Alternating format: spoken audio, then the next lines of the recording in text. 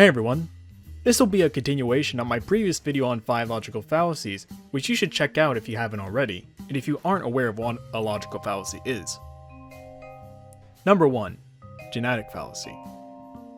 This fallacy in particular has seemingly become far more popular, especially recently, but essentially, the genetic fallacy is making the judgment that because a certain someone or particular source said something, therefore it is immediately invalid.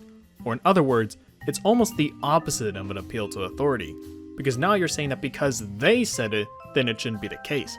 But just like an appeal to authority, you'd be going after the credibility of the source rather than criticizing the argument itself. Now, this has been brought up more often in versus debating, especially in regards to interpreting the original Japanese text and translating it over into English, where we now have questions going around like, is this translator actually credible? While I'm glad we're in an age now that we actually take the original text into account and we're a lot more skeptical of what is actually being said, however, we shouldn't be concerned with who translated the passage. Rather, we need to scrutinize and analyze the passage ourselves and determine whether or not it was a valid translation in regards to the original text. And this is even happening in regards to using VersaBattle Wiki as a source for how to power scale. Now, although I have my own qualms with VersaBattle Wiki and how they do their own power scaling, but ultimately, just saying that because it's an argument or article made by VersaBattle that we shouldn't use it isn't a valid argument. You need to prove why the article or argument itself is bad or invalid in order to even present a proper counter. For example, if someone is wondering what the qualifications are for a character going faster than the speed of light, and someone else posts the VersaBattle Wiki speed page, you can't just say, well, VSB's tiering system page is garbage, so the entire speed page should also be as well, so you can't use it. Which is not how you should be going about proving something to be invalid. You need to attack the page itself and what you disagree with it, instead of saying, well, VSB bad, and VSB made this, therefore the page is bad. And to be clear, I don't think everything on VersaBattle Wiki is unusable, and there's some stuff on there that is fine to use. But if there's something I disagree with, I'll always make sure to point out what and why I disagree with it, instead of blindly assuming that anything they say is wrong without any justification. Another way to think about this fallacy is to think of it as the bigot fallacy. Because again, you're immediately judging something based on where they originated from. If you're walking into a neighborhood that happens to be filled with purple-skinned people, and you're afraid of them because some of the craziest murders happen to be purple, not only are you being racist, but you're also pulling a genetic fallacy. Number 2. Shifting the goalpost. This is a fallacy I luckily haven't seen a lot, but can be incredibly irritating to deal with if you come across a person who does this. Which is basically when someone changes and or modifies their own standards/criteria while in mid-discussion or during a specific process. For example, say I'm in a debate with somebody on Goku vs Superman, and we both agree what would categorize a character being multiversal in power. Then I say that Goku is multiversal via a specific chain of scaling that coincides with the definition we agreed upon. And my opponent then says that Superman is multiversal for the same reasons. The shifting of the goalpost would be if either of us decide that we want to add on or subtract from that definition that ends up favoring us instead of the opponent. Because as the name implies, it's like if the goalie decides to move the goalpost or make it smaller mid-game so that it makes it either harder for you to score or make it so you actually miss the goal entirely.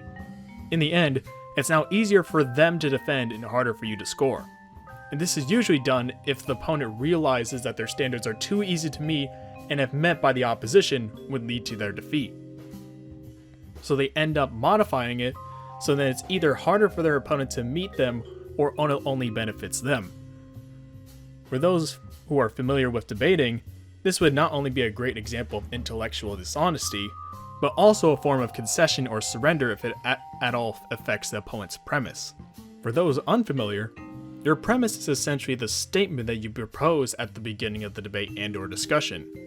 For example, if we're talking about Goku vs Superman, and I'm arguing for Superman, my premise would be that Superman beats Goku.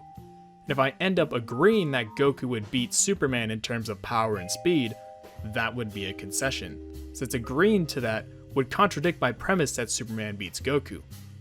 A shifting of the goalpost that would end up contradicting my premise is if I said during the debate that I actually think Superman only wins in an equalized stats debate, which I never actually specified in my premise, and would be me changing the standard so that it only benefits me. And essentially, you would need to point out that I'm not allowed to shift the goalpost, especially if it ends up contradicting my premise.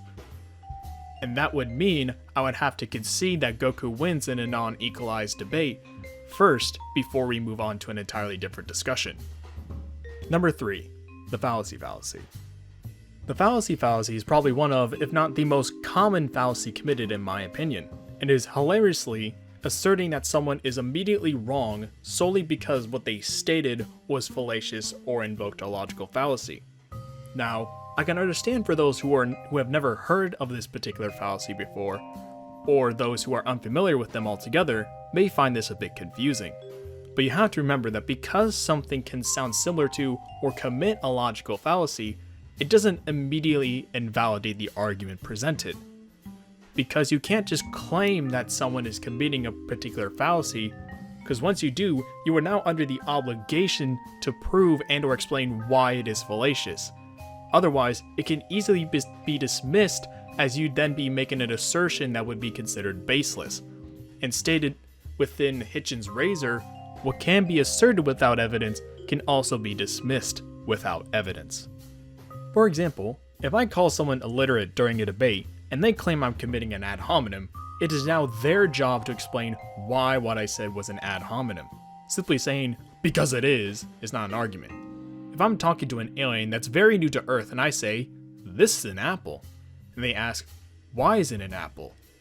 And I said, because it is, you think they'd be satisfied with such a lazy response?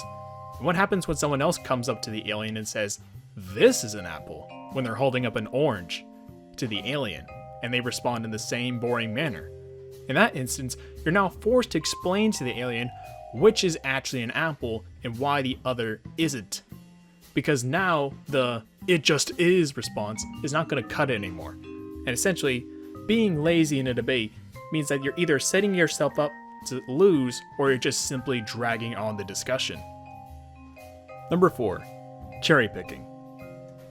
Cherry picking is when someone selects one particular case out of an entire set of data or evidence that typically only supports their premise. So for example, if we had 100 people who drank a soda and one disliked it, you would only cite and talk about that one person as your evidence for people who dislike the soda.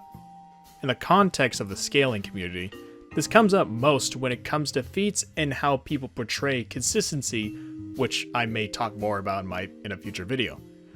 Regressives will often cherry pick when trying to undermine consistency by finding one feat that isn't as blatant or as casual as another and say, look here, he's struggling to perform the feat. And then they will try to paint all the other feats in the same manner since one of your feats was quote-unquote debunked or whatever. Cherry picking is fallacious because inherently by saying this one piece of evidence is so valuable, when it contradicts the premise, the other pieces might be as important, right? Why aren't we talking about the other pieces of evidence? Number 5. Circular reasoning.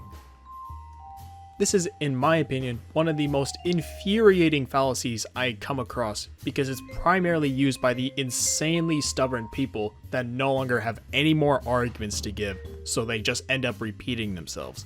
As circular reasoning is when someone is using their premise or beginning statement as an argument. It's not always easy to spot because often the one using this fallacious reasoning will reword it. Let's start with an easy example. Violent games make children violent because violent children play violent games. Now I feel like that one is just blatantly obvious, so let's go to a compare and contrast of what would and wouldn't classify as circular. Out of these two examples, which do you think would classify as circular? I think Superman beats Goku because Goku isn't on Superman's level. Or, I think Superman beats Goku because Superman has better feats that make him stronger and faster. It'd be the second one.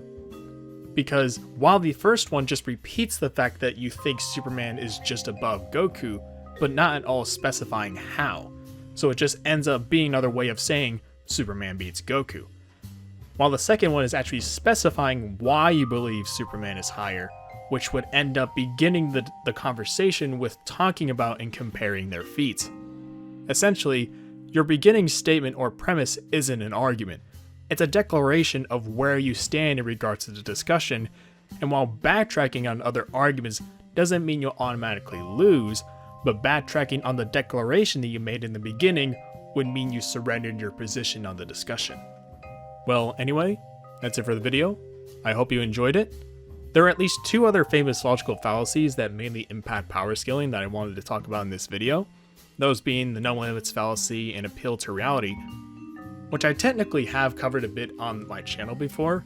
However, I believe there is so much that I can and would need to go over in regards to both that they deserve their own separate videos. So look forward to those, and many other videos that I'm currently working on. But until then, thank you all for watching, and class is dismissed.